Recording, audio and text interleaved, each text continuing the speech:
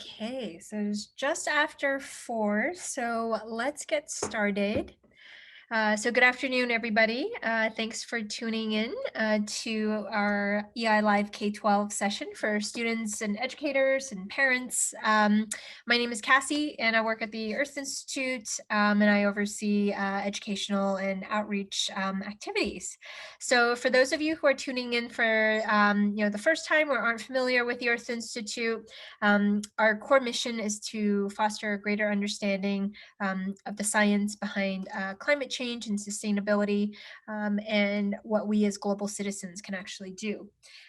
Experts that make up the Earth Institute include economists, business and policy experts, specialists in public health and law, and of course, earth scientists and earth and environmental scientists. The Institute is actually made up of more than 2 dozen or so research centers and several hundred people who collaborate across different departments and disciplines at Columbia University. So what we're hoping to do with these EI Live K-12 sessions is to introduce you to our interdisciplinary work through our scientific experts. We're going to have these weekly sessions up until the end of June. And if you'd like to get additional information about them, please feel free to reach out. Everything is being recorded today, and we'll be sending a copy of the recording to everybody when this is over. So today we're really lucky to have Laurel, Zaima, and Margie Turrin from Lamont-Doherty Earth Observatory, which is one of the units that are part of the Earth Institute.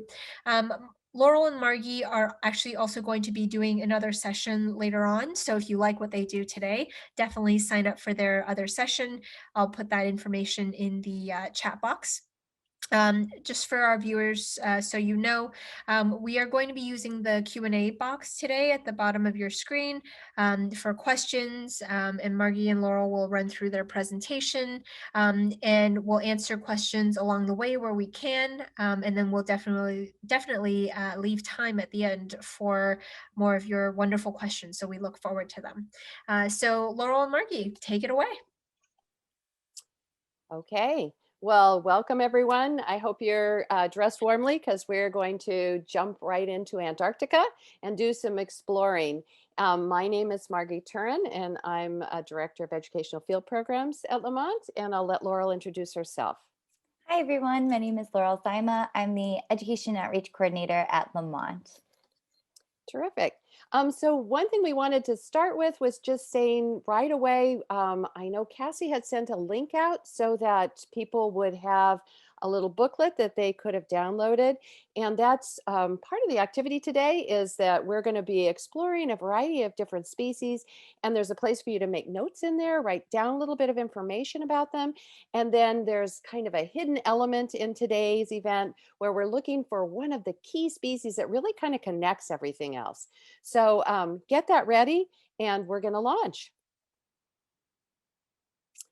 Okay, so you can't really talk about Antarctica without understanding a little bit of something about it. It's a very unique space, and the entire continent, which you see here rung around with a group of flags, is set aside for science. There isn't any country that manages or owns this land, not like the United States, where we have one country. This is all managed by a treaty, and that treaty's been in place for 70 plus years at this point. And basically, they've agreed that the entire continent is set aside to be studied, and the resources devoted to scientific exploration. So that makes this place very unique and a lot of fun to do work down there. It's also important, I think, to know that it's really the continent of extremes. So it is the very coldest place on Earth. It's the driest, which seems kind of odd because it's covered in ice. But that ice has accumulated over millions of years. So it actually is almost a desert. Or in fact, it is determined as a desert. It's the highest, it's the windiest, it's the emptiest. It's just like this extremely, if you say it's something, it's like the most of it. There are 98% of the entire landmass is covered by ice. So there's this massive ice sheet. And you can see in the picture here, rocks poking through. That's because we're on the very edge. But if you get into the interior, you don't see anything but white. And we have 90% of the world's ice down there. So, when we think about this, what in the world could possibly live in this environment? So let's get together. We're going to dig in. And remember, we're going to have you connecting information and trying to figure out what it is that supports the food web as we go along. So we'll move to the next slide. All right. So this was taken from a small boat as we were going up towards the edge of Antarctica. And I wanted you to see this because what in the world could live in this environment? When you look at it, there's not land. There doesn't look as if there are any food resources. Where in the world would an animal burrow or set up a home? And that's a really good question because, in fact, there is no animal that is native to Antarctica. There isn't anything. So if we were going to talk about land animals, we wouldn't have much of a conversation. Really, everything is focused on the ocean. So this is a very marine focused food web. And that's what we're going to be kind of really digging in today is to how all these interrelate. They do take a little bit of advantage of the land, but there's nothing that's beyond the little exterior rim of Antarctica. Everything in the center is ice. So we're going to start with a couple of really interesting seabirds. So this is a Cape Petrel, and I want to have you just kind of look for a second on the colors of this bird. So you see it's white on the belly, and then it's got a dark black head, and the back is black. And I want you to just keep in mind that color combination as we move through our slides today, because you're going to see that pattern repeat over and over, and we'll talk about why in a bit. The Cape Petrel actually spend almost their entire lives over the ocean. And because of that, they have a special adaptation. Because they're over ocean water, they're going to absorb a lot of salt because the ocean water is salty.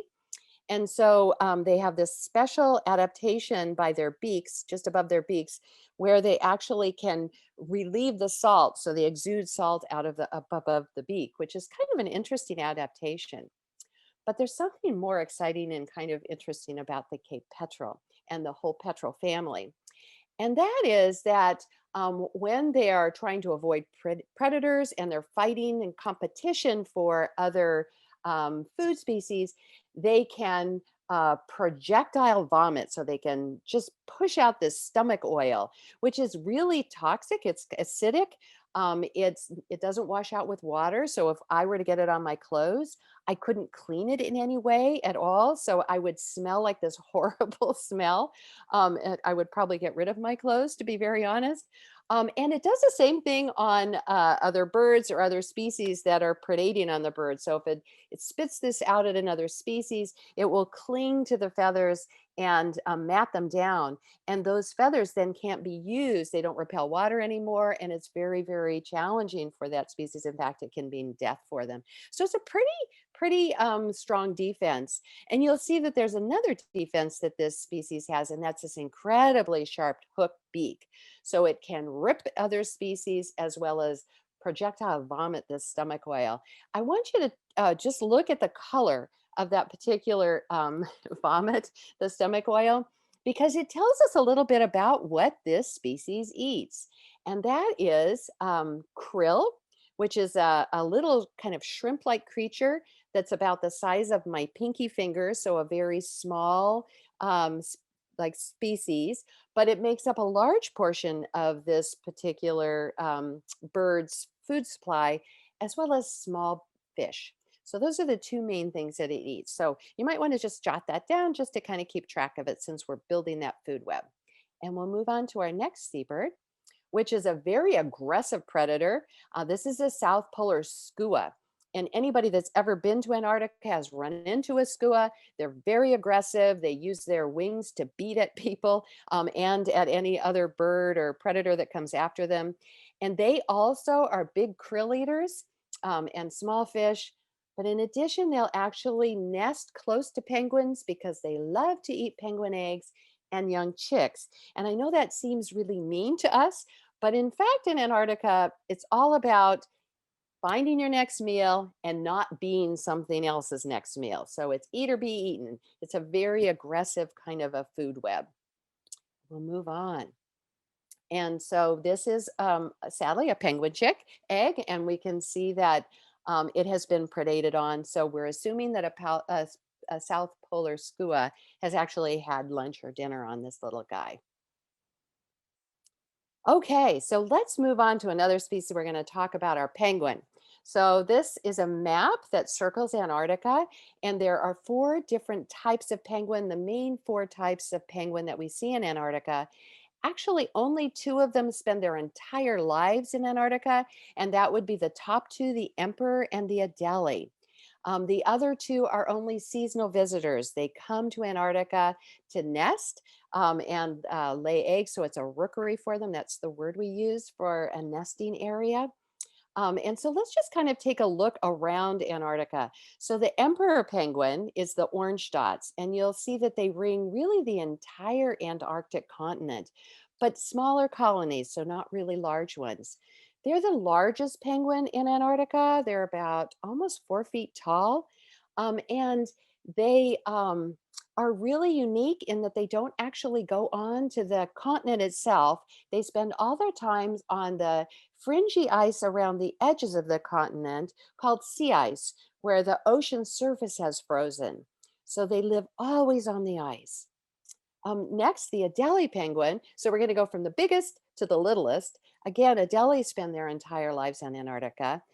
They're the smallest penguin, but they're also the feistiest. They're very aggressive. They'll come after you as a scientist. They'll come after other penguins. They really want to kind of stake their claim on their land. And you'll see that they also have nesting areas all around the edge of Antarctica, except on the very top part.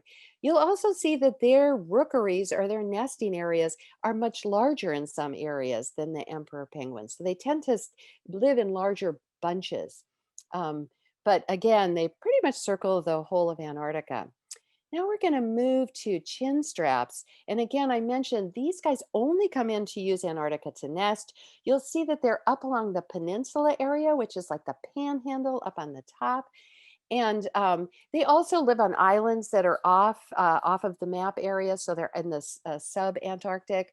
Um, Again, these are, they're more actually chin strap penguin than any of the other four, but they come in to eat, feed, and to nest. And they're very pretty. We'll show some pictures of them. Lastly, I want to talk about Gentoo. So Gentoo again, they're only up in the Antarctic Peninsula area. They are a really sweet bird. They're very friendly. They'll come up to you.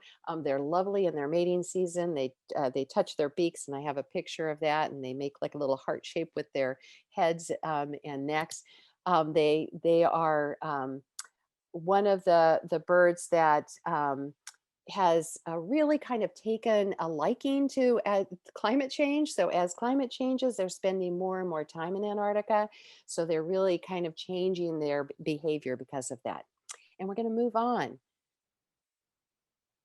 So we're going to talk a little bit about the emperor penguin because, again, the emperor and the Adelie stay all year round. So they are there in the extreme cold. And we're going to look at how they keep themselves warm. So they have the ability to super cool their exterior. So they cool it down so that they don't lose heat. And you'll see here around the eyes and the beaks and the wings where they don't have a lot of feathers, and on their feet, which you can't see. But those are all areas where you actually can see the heat coming off of them. So there's this scale bar here, and it shows purple is the coolest and the red and white is the warmest. And you'll see that those areas that I just mentioned, the eyes, beaks, and the wings, are actually letting off warm air. So areas that are purple are actually trying to protect the penguin by holding the air in. It's really kind of a cool adaptation. And we'll go to the next slide and we'll show you their other adaptation. And that is the way that their feathers work. They have 12 different types of feathers.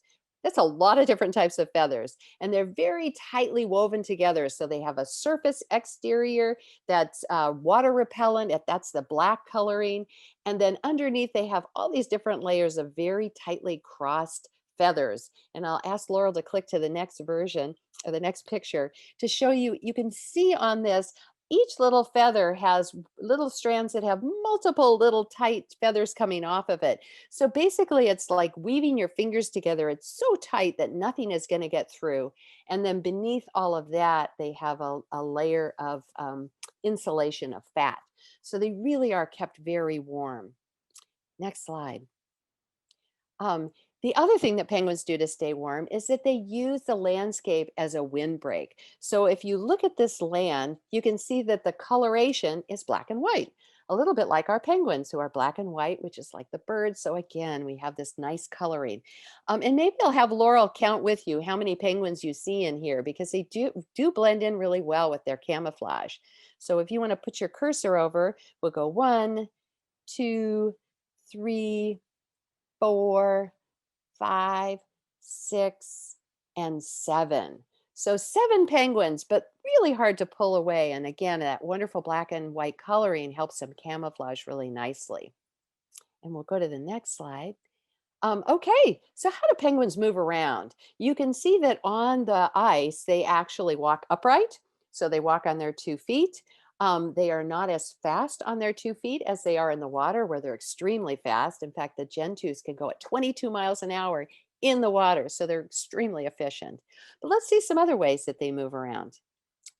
So they love to travel in groups and they actually move away from the edge of the ice because there are some predators on the edge of the ice that Laurel's going to talk about in a little bit. So you'll see them kind of moving upward and inward. And this is on the left, you'll see a penguin footprint. So you'll see the 3 toes, which is kind of fun. And then on the right, you'll see there are footprints, but then there's this kind of weird stripe down the middle. And it makes you wonder if maybe a Gentoo penguin had taken his tail and kind of brushed it and worked it like a broom. But we're going to take a peek to the next slide and see they actually love to slide on their bellies. So they operate just like a slip and slide, and they do it on flat land as well as coming down a slope.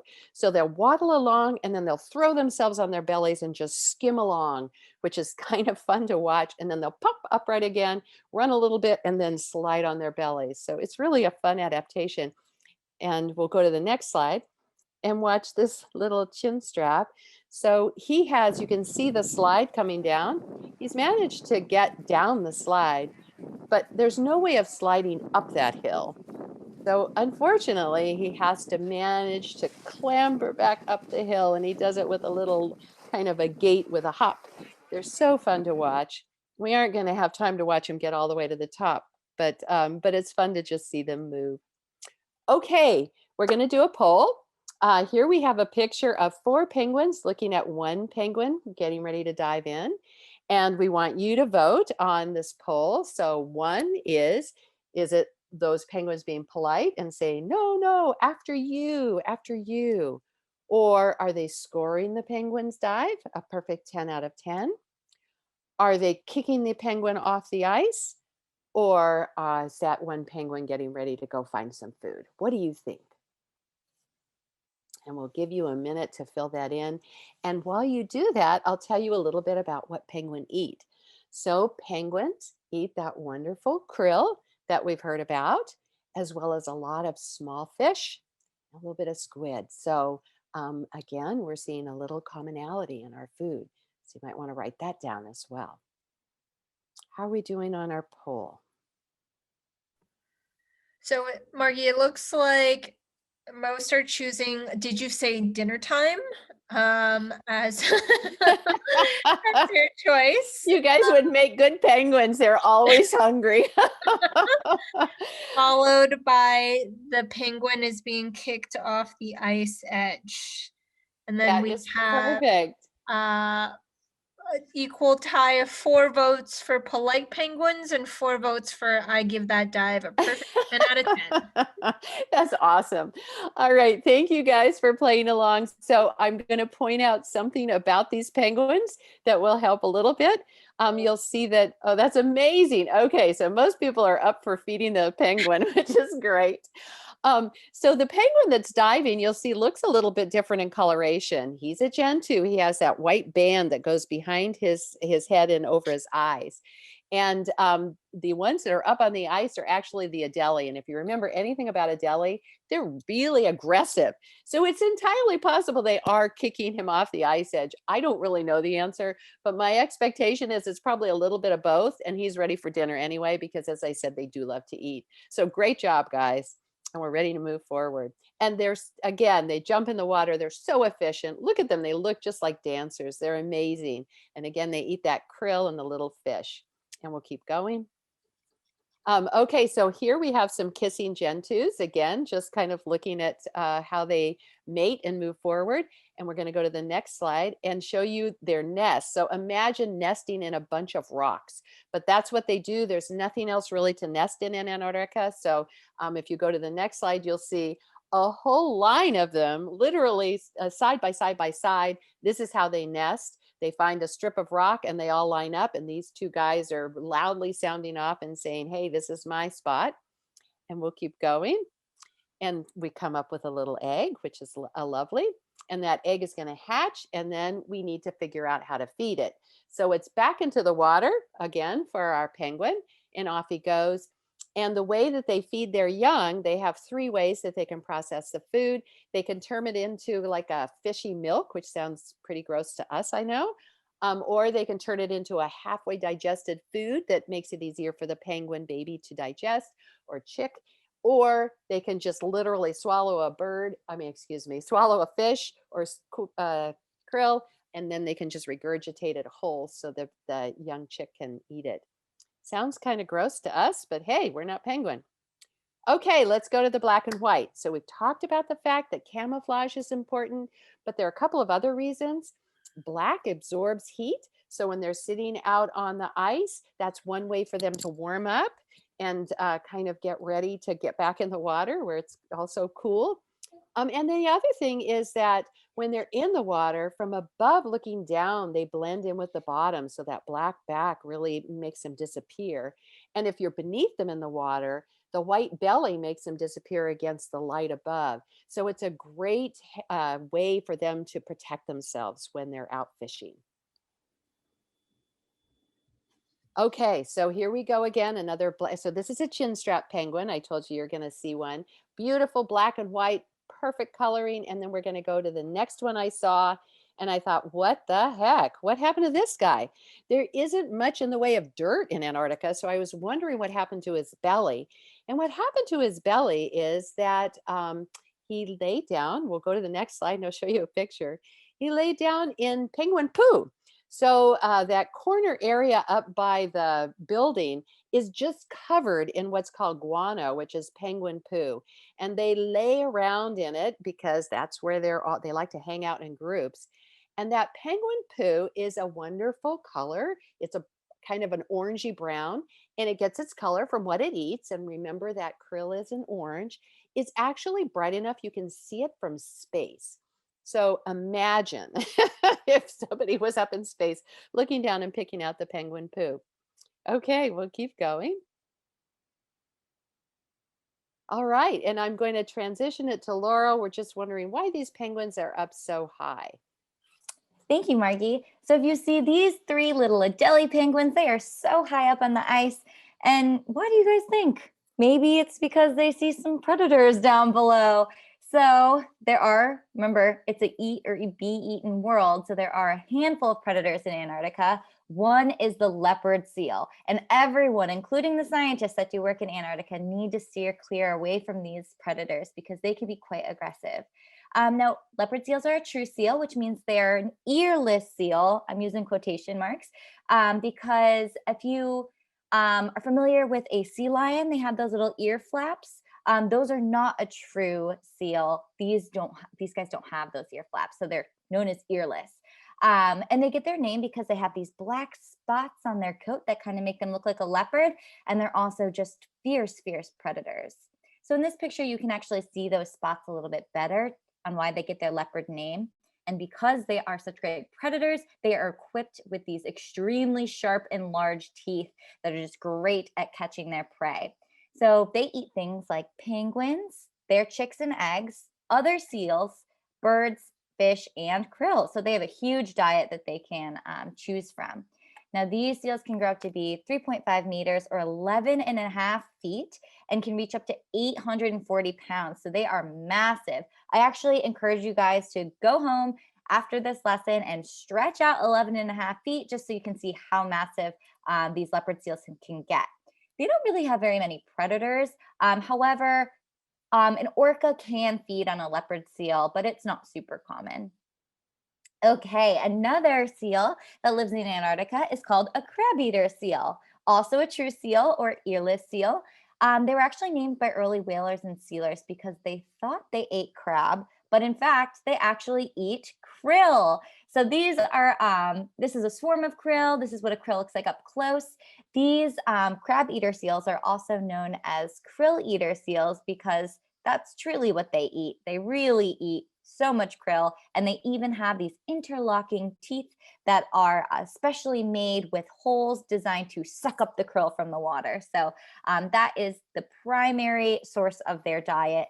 They can also eat a small amount of fish and squid, but hint, hint, for those of you that are doing your food web, we're just focusing on the krill as the primary source of food for these crab-eater seals.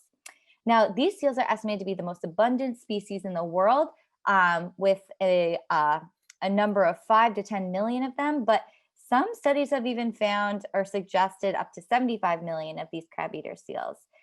They can live up to be 40 years and get up to 8.5 feet long, so a little bit smaller than the leopard seal, and they can weigh up to 440 to 660 pounds. Some predators that will go after these crab-eater seals are orcas, and even leopard seals will go after some of these crab-eater pups if they're less than a year old.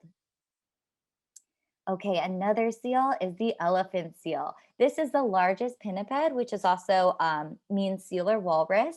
They can get up to 14 to 20 feet long and weigh up to 2 to 5 tons. So this is a massive animal. Now they get their name because males have these long elephant-like trunk noses that I'll show you in the next picture. And they actually use these noses to enhance their vocals during mating season. They can dive really, really deep that allows them to reach food that other animals cannot reach, which is great for them because it means they don't have to compete for food in the shallow depths with other species. They can also stay underwater for 2 hours, which is amazing for them to have lots of time under the water to hunt their food, which includes fish and squid and maybe some krill. So their predators include orca whales, and their pups are also preyed on by the leopard seals. So the leopard seals are tough. They're going after everybody. Okay, this is a picture of a male elephant seal. So you can see his nose kind of does look like an elephant tusk, which is kind of fun.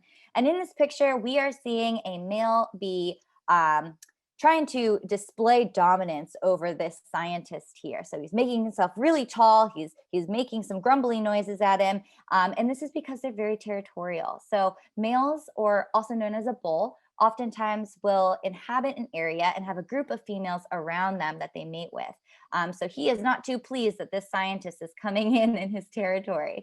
But in actuality, this scientist, Dr. Lars, is actually making himself very big as well to show that, hey, I'm not going to be bullied by you, elephant seal. So he can continue on with his research and not be bothered by this elephant seal.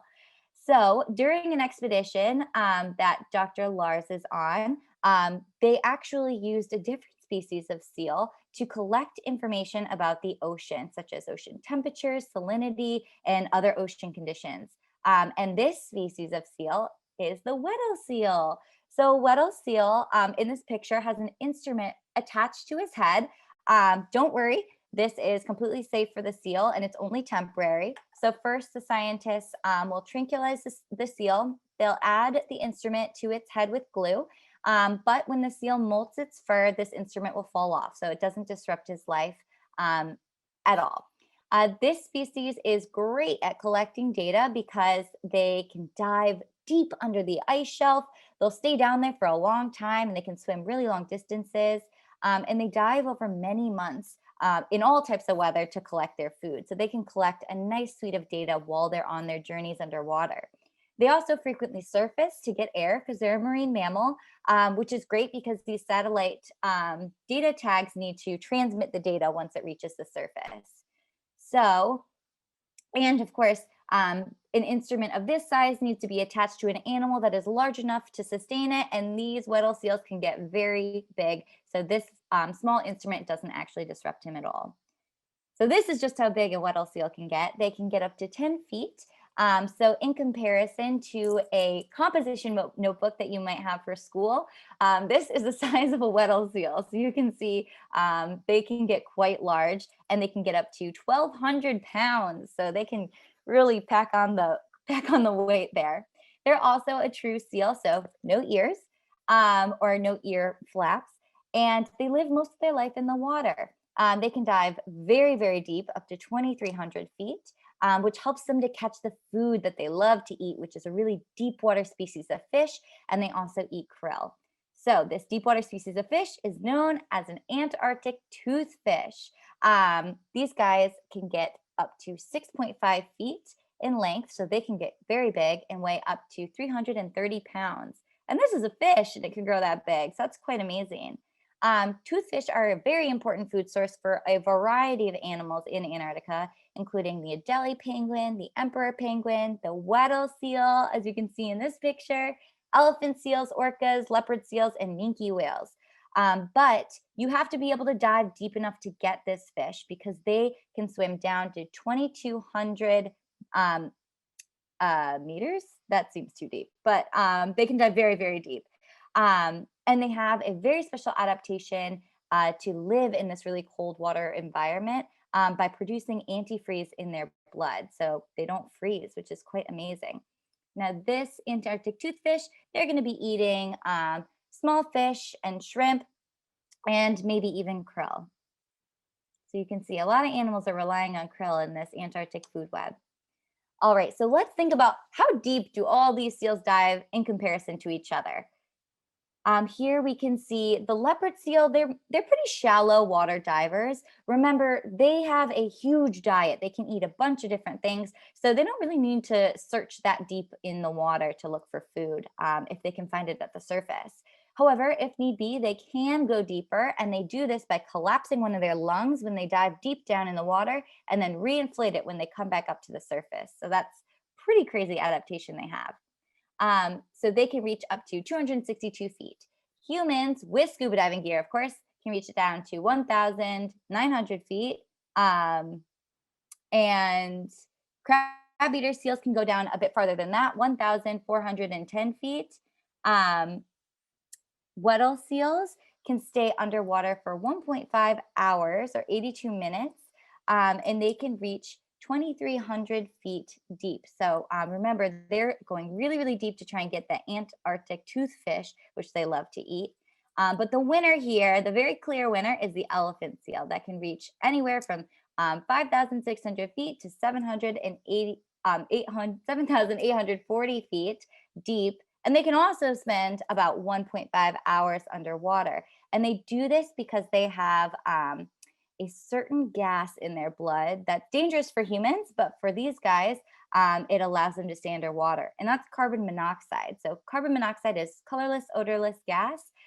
Again, toxic for us if we were to breathe it in, but for these elephant seal, they have it at 10 times the level in their blood than humans have it, and more blood, red blood cells, that allows them to slow down their use of oxygen in their blood and lets them stay underwater longer. So that's great for their hunting adaptations. Okay, there are also whales in Antarctica. Orcas here, I'm sure you all are familiar. They are the apex predators of the Antarctic food web, which means they are the top of the food web. They have no natural predators.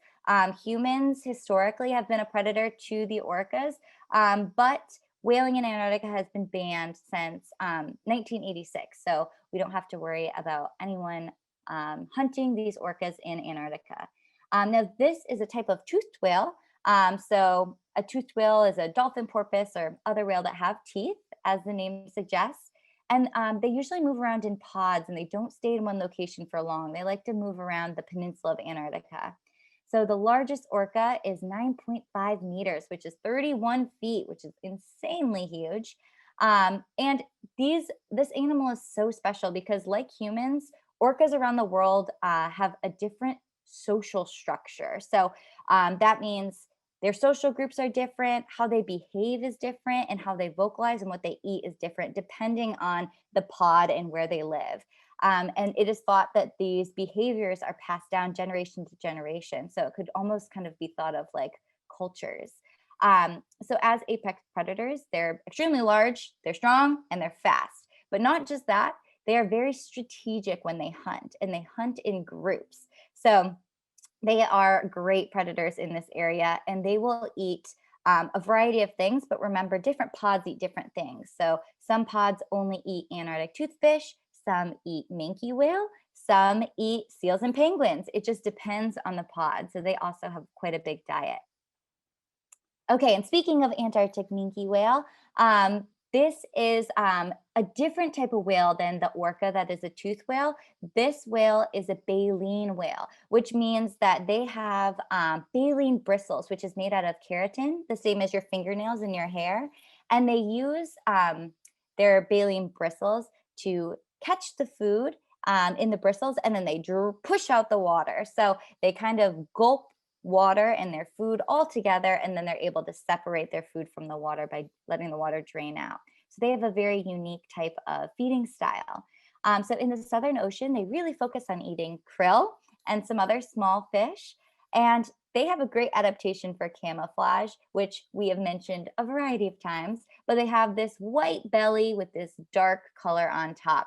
And as we mentioned, that white belly reflects with the surface of the water, that bright color when looking from the bottom up, and from the top down, that dark back that blends in with the dark depths of the ocean. Okay, so we have talked about a whole bunch of species today, and I would love to hear from you. If you can use the chat, which species do you think is really holding this Antarctic food web together? I think you can use the chat. Laurel, they can't use the chat. They can use the Q&A box. Okay, yeah. Q&A box. Let's hear it. Which species? Oh, we see one. One person says krill. Does anyone else have an krill? Yay! Great job, everyone. You are absolutely right. Krill, as small as they are, krill are really holding this Antarctic food web together because so many different species are relying on krill as a source of food or a building block to other sources of food. So again, as we said, a krill is a small crustacean about the size of a pinky finger, 2.5 inches or so, with big black eyes, and their bodies are mostly transparent with just a hint of orange. They have this hard outer shell, and they have many legs that they use to swim and eat. This krill is actually a type of zooplankton, zoo meaning animal and plankton meaning free floating in the water. And we talked about them as being a food source for so many different animals. So if everyone is relying on this krill as a source of food, you might be worried that there aren't enough krill to go around. But don't worry, there are tons of krill in the Southern Ocean, which is the ocean around Antarctica. There are actually more krill. It's twice the total weight of all humans on Earth. So that's how much krill there are. There are tons. There are 2 million krill in a swarm, or about 2 million, and this is kind of what a swarm looks like. But in the Southern Ocean, there's an estimated 500 million tons of krill. So there is a ton of food to go around. They can live around 6 to 7 years, and a female lays 10,000 eggs at a time, and they do this several times a season. So you can see they have great abundant reproductive strategies. However, they don't want to be eaten. So one fun strategy that they have to prevent from getting eaten is called vertical migration. So during the day, they'll drop down in the ocean to avoid predators. So they'll go down into the deep, dark depths using a technique called parachuting. So they'll hold out their arms and legs to slow them down. And then at night, they'll rise back up when it's dark and predators can't see them. And that's when they'll go for food. And these plankton, or this krill, will primarily eat phytoplankton and sometimes smaller zooplankton. And That can be open water phytoplankton or even algae that grows on the undersides of ice. But, if they can't find food, this species can go 200 days without eating. So that's quite impressive. Okay, great job, everyone. I hope you learned a lot and took a bunch of notes so you can actually complete the food web in the back of your Wild Antarctic notebooks. If you would like to check how you did on your food web, the very last page is actually the answer key. So I'd love to hear how you guys do at the end. Are there any questions? Yes. So Laurel, there are some questions, but what I'm actually going to do is, so we have a guest speaker very briefly. So one sec while I move him over. We have a guest speaker who works with NASA GIS, Matt Pierce, and he wanted to share a couple of pieces of info with all our viewers about NASA resources that are also available for you to check out, and we'll include all the resources that we mentioned during this presentation in a link after we're done the session. But Matt heard about the great session that Laurel and Margie were running today, and wanted to share some NASA resources about Antarctica as well. So Matt, if you want to just take very quickly go over those, and then we'll definitely get to the Q&A box questions. Margie and Laurel, if you want to answer some of them while Matt is talking, you should definitely go ahead. I have been answering, so. Perfect. Thank you. Hey. Hi, everyone. Can you see me and hear me? Yes, perfect. Awesome. Thank you, Margie and Laurel and Cassie. That was a great webinar. I really enjoyed that. I love it. Penguins in the Antarctic, as you know, and that was really awesome. So thank you. And hi, everyone who's on the call today. I just wanted to briefly highlight some additional resources that you may want to explore that NASA has created about Antarctica and climate change. So on your registration sheet, I know you're going to have many more resources that I'm going to talk about now. You'll get resources from our Earth Right Now teams. We have a website specifically called Climate Kids.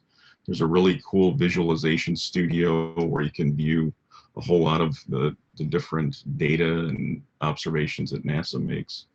But briefly wanted to just share a few that I think you'll find of. So we will, in the chat, I am putting a link that I want you all to click on. And that is entitled NASA at Home. And just for your perspective, that when we all had to go inside and learn from home, NASA got together with some of our other collaborators and friends and thought, what would be cool for kids while you're in distance learning and working from home. So please explore that, and you'll find a lot of neat podcasts, and you can get virtual tours of NASA centers. And just explore and find what's exciting there. You can also learn about the new Artemis mission, where we're going back to the moon to put the first woman and the next man on the moon by 2024. The next link I'm going to send you is a really cool observation. And I know it may seem like there's a lot of text there, but what I really want you to see is the animations that have been developed. And this particular animation from Goddard Space Flight Center shows us the amount of Antarctic mass changes that are happening. So how much of the Antarctic is melting. And so when it's losing mass, those ice sheets are melting. So I thought that was a pretty cool and fun and interesting thing to look at. And I'd also like to share with you this third link, which is another interactive that will allow you to explore Antarctica. You'll see there are options to, if you click that button, you can see the major ice shelves. You can click on an ice flow map, and you can even see what the sea ice trends are. So these are the kinds of observations that our scientists look at NASA to learn more about Antarctica and what's happening relevant to climate change. So I was just going to pause there. Again, those are just a few links of many that you have. And I strongly encourage all of you to, again, explore the links that were sent. If you find anything that's interesting or you want to reach out to me, I'm going to put my email in the chat. And if you have any NASA or education questions, I don't know if I can answer all of them, but I'll try. Thanks. Great, thank you, Matt. All right, and Laurel and Margie, we'll turn it back to you. There's a couple of questions left, and maybe you want to answer a few of those live and come back and turn on your cameras for us. Great questions, by the way. I love the question about what penguin is or seal was the nicest. That's very important to consider. It absolutely is. Yes. And actually, most of them are fairly nice. I mean, the elephant seal is aggressive, but the only one that we really stayed away from, and the pictures that Laurel showed you are ones that I took from a small zodiac. We were not on the ice with the leopard seal. It's not that they would attack a human exactly. It's just that they mistake humans for seals. So they actually will travel along the edge of the ice. And that's why the penguins are very careful when they look in. They like get a sense of, is there something there that's going to snatch me the minute I go in? So they'll kind of look over before they actually take a dive. And I just saw my favorite question pop up, and it is, do polar bears live in Antarctica? And if we do not get a chance to answer this today, it will not be a good day. No, they do not. And that is something that cartoons and that wonderful imaginary world that lives on TV and movies has taught us wrong. So polar bears are actually in the north and penguins are in the south, and they do not meet. So thank you for asking that, Mark, because I know that that really is a confusion for people. I was starting to type an answer on plankton, but maybe I'll just answer it live. And that is, there's several different types of plankton, but the one that's really at the base of the food web would be our phytoplankton, which is a plant. So that one is there. Laurel, was there one that you wanted to answer live? I'm just laughing. What is the meanest water animal? So again, I just want to say these animals aren't mean. They are just trying to survive. They're trying to eat. And if they don't try and eat, they're going to be eaten. So they're just out there hungry, looking for food. And, they can be territorial because they have to look out for themselves. So I wouldn't say they're mean, but you would just, in Antarctica, you would just want to look out for the leopard seals that can be territorial, and maybe the elephant seal. But you saw Dr. Lars. He stood right up next to the elephant seal and he was okay. So Oh, Matt would be excited about this one question. Why is it so cold in Antarctica? Such a great question. So it has to do with how the Earth is tilted. And so if you think about the Earth, there is the Arctic on the top and Antarctica on the bottom. And the Earth is tilted a bit. So as it rotates, it's actually only seeing the full effect of the sun around the middle of the Earth, and the ends are not seeing it to the same extent. And so that's why, in fact, those areas are so cold. And then Antarctica is colder than the Arctic because there's more land up in the northern part of our Earth. And so that kind of helps to warm the area. And Antarctica is really cut off circulation wise. There's an entire Antarctic current that whips around Antarctica that is much, much bigger than all the rivers in the world combined. It's a massive current, and it really keeps it separated. So it's very, very cold. Great question, Ulysses. Let's see, what else can we answer for people? I think polar bears would eat penguins. It's funny, I've had that question asked of me before. If they were together, how would they do? Yeah, it's a really good question. The polar bears are really strong hunters and predators, and it is entirely possible. Both of them inhabit the same space, right on the edge of the ice and the ocean. So it's absolutely an interesting thing to think about. And how much time can penguins go underwater? It really depends on the penguin. And I did want to mention, you saw that chart that Laurel showed you. Some of these guys go extremely deep. The emperor penguin goes deeper than all the others. I think it's the chin straps that only go down about 70 meters. But the emperor goes down over 500. So, depending on how long they're down, some of them can be down for up to 20 minutes. So it's quite a while they're down underwater. Which animal eats the least? given that the krill can go 200 days without eating, I would say these guys are pretty impressive. Yeah, they have a great strategy there if there is a lack of phytoplankton for them to eat. Oops, sorry, I didn't mean to click that button. What So is let's fact see. about Minke How Whale? many animals live in Antarctica? That's a really good question. So, you know, all of them, as we've mentioned already, are really not living on the continent. They're living at the margins, and they're really surviving off of the ocean. It's a very small food web. It's probably the smallest, simplest food web of anywhere else, even the Arctic, because obviously the Arctic does have terrestrial animals, but I don't actually know. And I think we don't know because of the marine system, there are many, many species that we have not taken account of. But the Southern Ocean is actually considered a fairly productive space. It has a lot of warm water churning up from the bottom and colder water on top, which really makes it nutrient rich. So I bet, you know, we would be surprised to know what's actually there, much more than we think. Oh, this is a fun one. Someone asked, do different species of penguins crossbreed, or have they been crossbred in a lab? They definitely do not in the wild that anybody is aware of. And as to whether I don't, so one of the things about, yeah, I don't know that, to be honest, whether they've tried to breed them. I would think not. I mean, I think that you can't take species out of Antarctica. Again, it's set aside for science, and the whole idea is you only study what's there. Someone asked me one time, why don't we know more about emperor penguins? Well, it's because we can't take them to a lab and study them. We can't dissect them. We can't work with them. We have to wait till they either die or watch their behavior. And that does make it more challenging, but it's definitely a better way to kind of do our research in an area that we want to protect and preserve.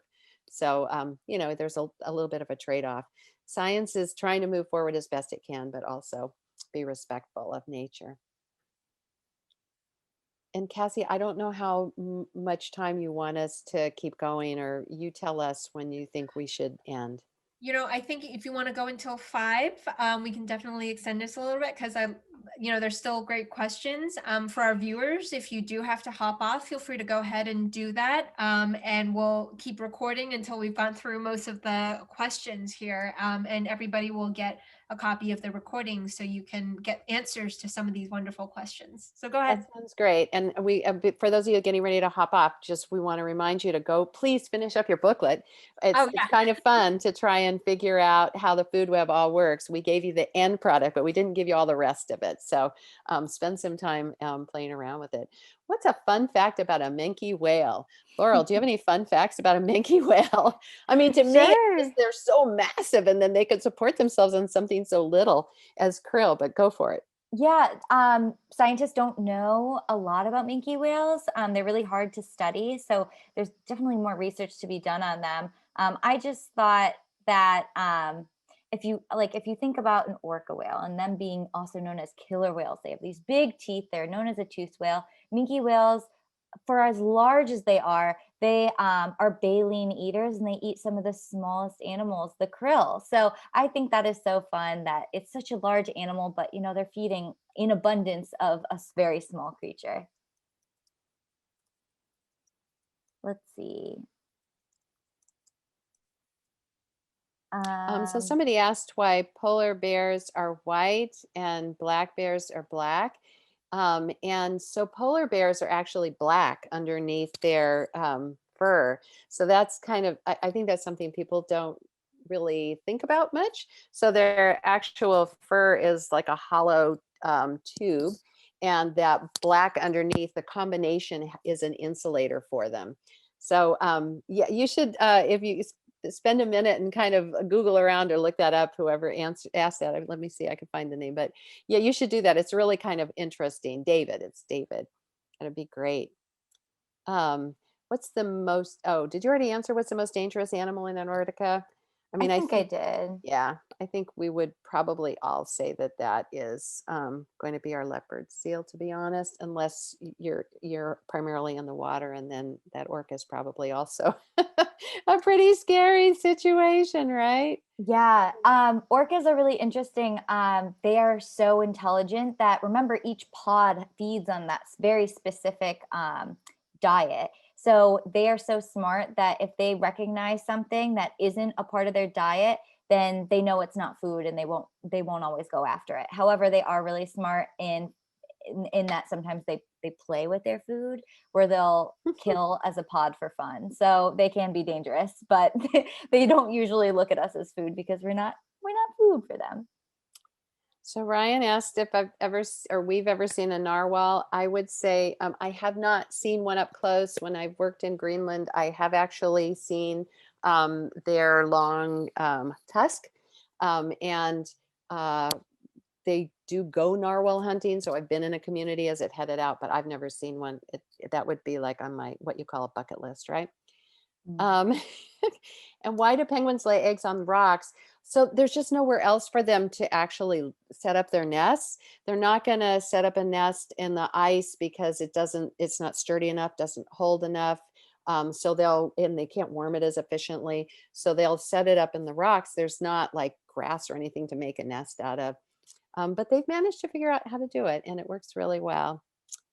Let's see. And there was a question about elephant seals and why they have carbon monoxide in their blood. And it's because they do a lot of deep diving and they hold their breath for a long time. And so that prevents them from getting kind of a toxicity. So it allows them to kind of cut off some of or slow down some of their blood flow. Interesting thing about living in the cold. So the emperor penguins have the same ability to shut down blood flow into their feet, into their extremities, where they lose most of their heat. So they'll actually shut that down as well. So again, they have these adaptive strategies to live in this really kind of a challenging environment, right? It's really we would consider it pretty hostile. Someone said you mentioned penguins are adapting to climate change. Can you tell us what adaptive behaviors animals have been observed to be engaging in, and what climate change effects do Antarctic animals face? Change in ice cover, warmer temperatures, etc. Okay, so what I mentioned was that the Gentoos were adapting. You're absolutely right. And in fact, there's kind of an interesting phenomenon going on where the Adelies are being overwhelmed by climate change. They're not adjusting to it as rapidly as changes are happening. And so the Gentoo are moving into their space. So remember, those Adelies are very aggressive, but even they can't fight against climate change. So they're working hard to protect their space, but they aren't adapting right. So yes, Gentoos are adapting by just staying longer. So more of them are moving in. They're finding it a more hospitable climate for them. In terms of what's going on with climate change. So in the Arctic, they're losing sea ice. In Antarctica, a lot of places are losing sea ice, which is the ice that freezes on the surface of the water. And remember, emperor penguins live on that all the time. So that's an issue. In Antarctica, it hasn't retreated as much in many areas, but it is starting to retreat more in the peninsula area. So we're seeing kind of a different behavior in the Arctic and Antarctic, which makes sense. They're on opposite ends of the Earth. I think I don't think we know exactly what some of the effects will be on these animals.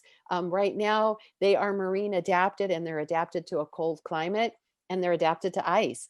So, they're going to have to really transition if there's not going to be that same volume of ice, if the water is going to be warmer.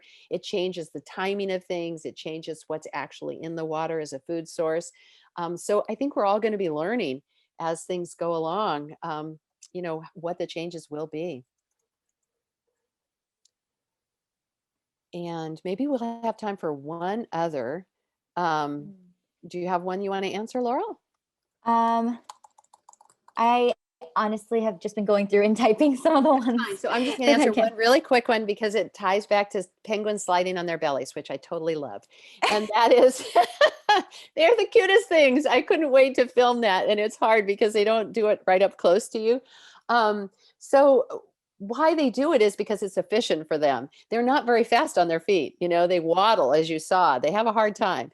So they're much better in the water, as we mentioned, because they really are like a fish. So if they can get rid of their feet and slide on their bellies, they're going to get there faster. And so they're just going to move along. And that's what, just like you want to get where you want to go quickly. That's what they do. So I think we'll end with that. And thank you all so much for spending the last hour with us. We had a wonderful time. We could stay all day and talk about Antarctica, but we know you have other places to go, so we won't. Well, thank you so much to both of you. And if there are any questions we did not get to, please feel free to reach out when we send you the recording. Happy to put you in touch with Laurel and Margie to answer those questions. So I mentioned earlier that Laurel and Margie are going to be doing an additional session. That session will be for older students, but if there are any teachers or parents, or if you have siblings who you think might be interested in that, they're going to be doing something on March 18th at 4 p.m. as well, about climate change and policy and what's sort of really happening to our neighborhoods and what can we see. We're really looking forward to another session from them. And like I said, we'll send out the recording, and we'll send out, and with the recording, we'll put the recording on a page with resources, including the booklet that was sent out, and Matt's resources that he mentioned, all in one place for you, so it's easy for you to access. Thank you so much for spending your time with us, Laurel and Margie, and thank you and Matt, and thanks to our attendees and for joining us for this EI Live K-12 session. Well, we hope to see you soon for another session.